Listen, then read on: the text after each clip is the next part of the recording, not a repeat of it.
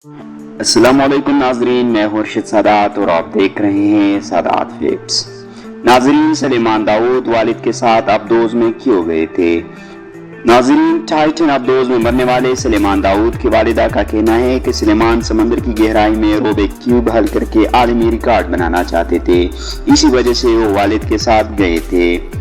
सलेमान दाऊद की वालिदा क्रिस्टिन दाऊद ने बताया कि बेटा अपने रूबिक क्यूब साथ ले गया था। वो चाहता था कि समंदर की गहराइयों में नया आलमी रिकॉर्ड बनाए। 19 साल के सलेमान इस हवाले से गिनीज वर्ल्ड रिकॉर्ड में दरख्वास्त भी दी थी। वालिद शहजादा दाऊद अपने बेटे के रिकॉर्ड बनाने के लम्हात की वीडियो बनाने के लिए अपने साथ कैमरा भी लेकर गए थे।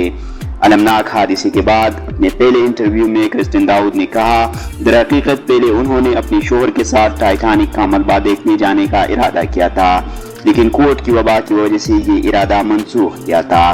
फिर मैं पीछे हट गई और सलेमान को मौका दिया क्योंकि वाकई वहां जाना चाहता था।